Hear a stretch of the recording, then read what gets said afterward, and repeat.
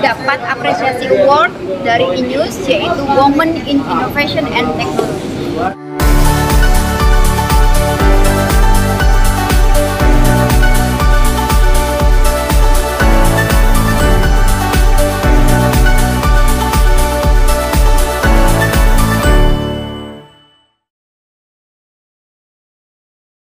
Pegang award, piala award apa nih?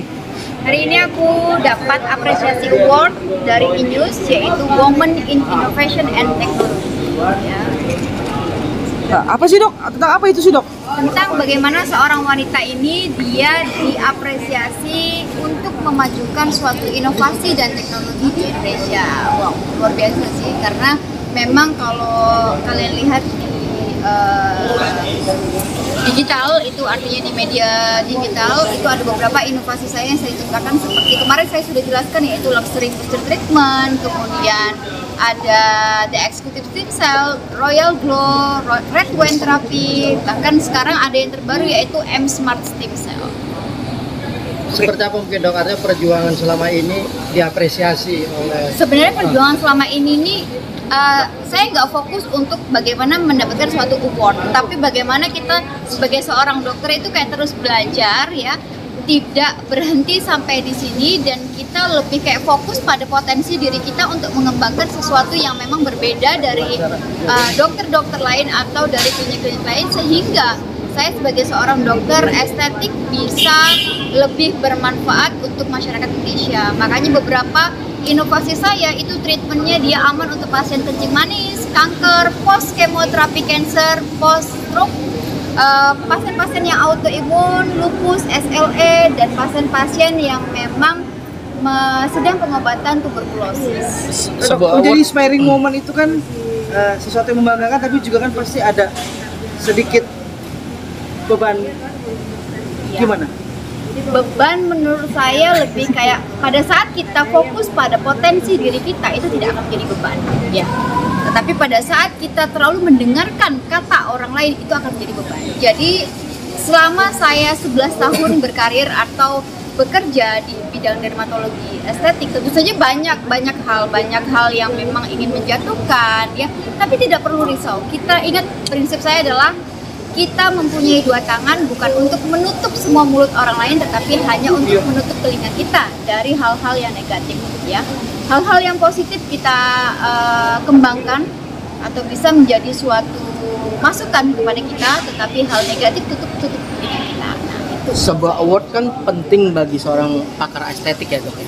Tapi bagi dokter sendiri seperti apa sih sebuah award ini? Yang terpenting sebenarnya bukan awardnya. Yang terpenting adalah bagaimana kita bisa bermanfaat untuk masyarakat Indonesia dengan potensi atau ilmu kita masing-masing. Itu yang terpenting. Oke, dok, enggak syukur ya. Dok, dengan mendapatkan award ini akan menciptakan apa mungkin sesuatu yang baru lagi nggak sih dok? Atau Ya, yang kemarin tadi saya sudah jelaskan, kita ada namanya M Smart Stem Cell yang dulu saya pernah bicarakan. Kita akan ada alat baru nih, kita akan ada inovasi baru dari Korea Selatan, yaitu M Smart Stem Cell, yaitu stem cell yang saya ambil dari hemopoietik atau hemoglobin atau blood stem cell pada pasien. Nah, itu yang terbaru saat ini. Oke. Dok, terlepas hari ini mendapatkan award yang luar biasa, kemarin juga sempat ke Korea Ya. bersama para dokter, ada dokter Reza Gladys, dokter Siska, dan yang lainnya gitu. Kalau yang saya tahu, saya memang memenangkan award, tapi kalau mereka itu sedang kayak seminar, jadi saya hadir hanya awardnya saja tanpa mengikuti seminarnya. Karena pada saat itu saya juga bertepatan mendapatkan award di Solo, jadi saya harus membagi waktu ya. Pada saat 1 hari sebelum ke Korea, saya terbang dulu ke Solo mendapatkan award bersama Kedutaan Besar Maroko, kemudian bersama dengan Ibu Ana Avanti dan bersama orang-orang hebat ya. Kemudian dari Solo saya langsung terbang ke Seoul untuk menerima award. Jadi saya tidak sempat untuk mengikuti seminarnya karena memang saya sendiri sekarang lebih tertarik atau fokus pada stem cell. Jadi saya akan mengikuti seminar-seminar yang lebih ke stem cell. Tapi bicara stem cell ada efek samping nggak sih itu? Ada, tentu saja. Kalau yang dia sifatnya stem cell umbilical. Umbilical itu dia mengandung stem cell growth factor itu lebih tinggi, sehingga pada orang-orang yang berpotensi untuk cancer, umbilical stem cell mungkin bisa mengaktifkan sel cancer. Berarti berbahaya stem cell untuk yang menderita kanker itu. Iya, potensi kanker. Jadi gini, jadi pada saat mau melakukan umbilical stem cell, bukan blood stem cell ya, beda ya Mas ya. Umbilical stem cell itu pasien harus dicek dulu apakah ada potensi kanker. Jadi ada pemeriksaan darah.